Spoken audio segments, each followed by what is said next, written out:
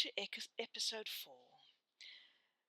In episode 3, we left our 8th great-grandfather, Robert Plampin, in 1640, at 26 years old, in the middle of the Great Rebellion, or English Civil War, that finally ended centuries of Catholic rule of England. This Catholic grip on power had been dominated by the Pope all the way over in Rome, something that had increasingly angered many English. We wondered how Robert had travelled through these times. After the start of the Great Rebellion of Suffolk in 1640, there are no records of Robert Plampin for 4 years. Then, on the 11th of March 1644, we find he married Alice Green when she was 19 and John was 30. They married at Lindsay, Suffolk, where Alice had been born and must have grown up. The new couple moved to Watfield after their marriage.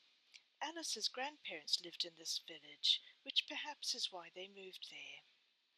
The new couple settled for 4 years in Watfield. They had 2 daughters, Elizabeth and Alice, before their firstborn son, Robert, our 7th great-grandfather, was born. After 4 years, the family moved back to Reydon, where Robert and his family had been born. There they had 3 more girls and a second son. Of the 7 children, we can be sure that 3 made it to adulthood.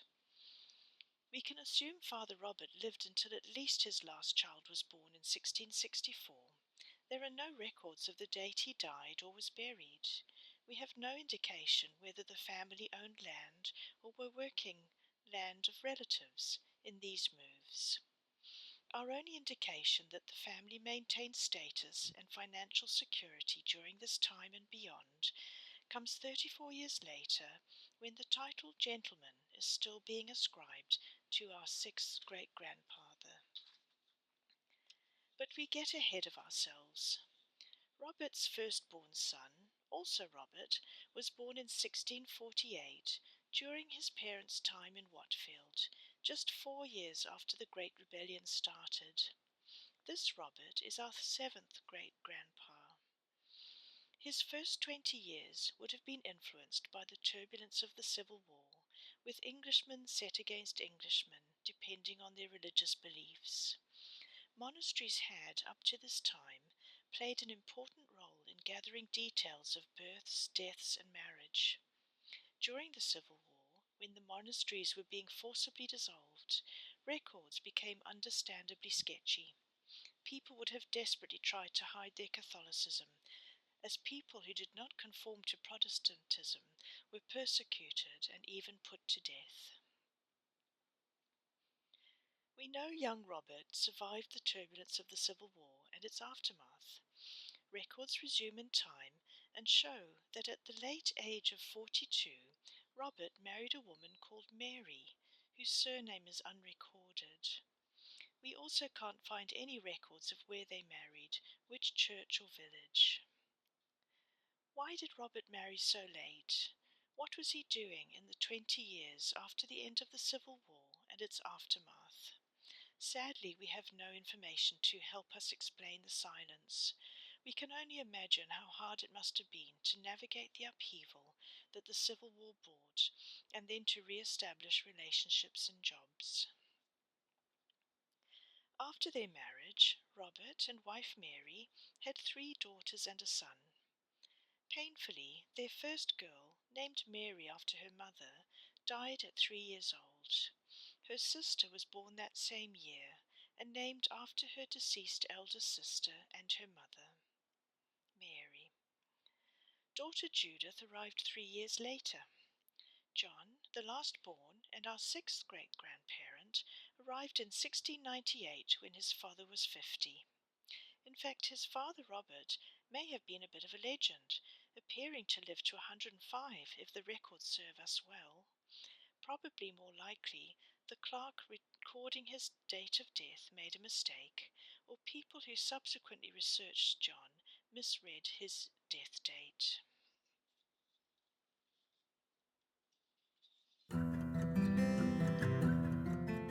And So we arrive at our sixth great-grandfather John, who confirmed to us that the family was holding on to their standing. John is recorded as a gentleman. John's parents must have eventually settled in Groton, as this is where John was born. He was baptized on the 21st of February 1698 at St. Bartholomew's Church. Records show John was given Navy training. This was common for boys at the time and usually started at 13 years old. At 21, however, we find documents to show that John was apprenticed to Richard Cronshie, apothecary of Bury St. Edmunds.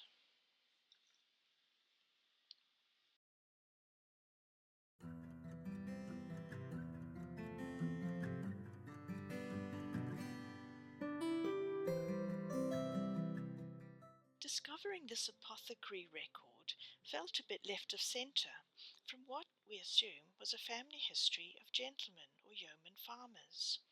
Imagine my surprise when I did some further research and found records from the 1600s showing the Chadacre Plampins of Chadacre Hall originally made their wealth as apothecaries.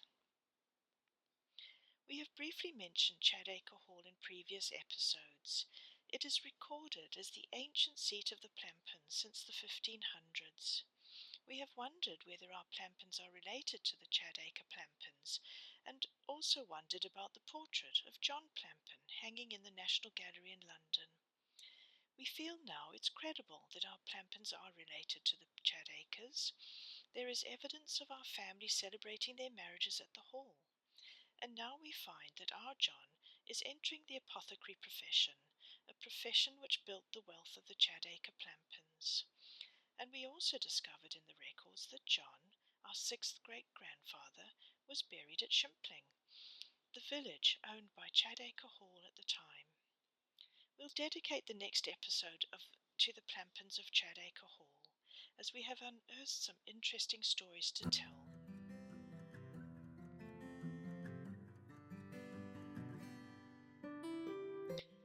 Back to 21-year-old John Plampin, our sixth great-grandfather, just apprenticed to become an apothecary. In a very class-conscious England of 1719, apothecaries were recognised as a profession, not a trade. Apothecaries prepared and sold medicines made from herbs, minerals, and even animal products. They also diagnosed and treated illnesses. In some ways, they operated like modern-day naturopaths. At the time of John's apprenticeship, apothecaries were governed by the Society of Apothecaries, formed in 1680. Apprentices trained under surgeons. There was a blurred distinction between physicians, surgeons, and apothecaries at this time, with all three able to diagnose and directly treat medical ailments.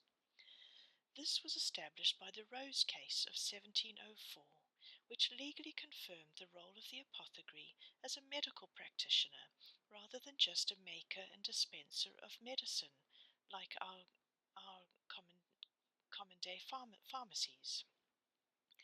Historians believe the apothecary was the precursor to the general practitioner, who is now distinct from physicians and surgeons. I was amazed to discover this link to medicine through the Chadacre Plampins and our sixth great-grandfather. This ancestral connection to medicine was astounding to me, given my dad's career in hematology and my ongoing fascination with herbs and their medicinal qualities. I have always felt compelled to grow herbs, not just for the kitchen, but for their ability to soothe and cure common ailments. Is this hardwired into me thanks to the Chadacre Plampins? Was it inevitable that my dad would go into a medical-related field? Was it a coincidence that he chose a career in medical laboratory technology, a career that would bring many firsts? In the next episode, we meet the Chadacre Plampins more fully and explore this medical connection and the Chadacre Hall in a little bit more detail.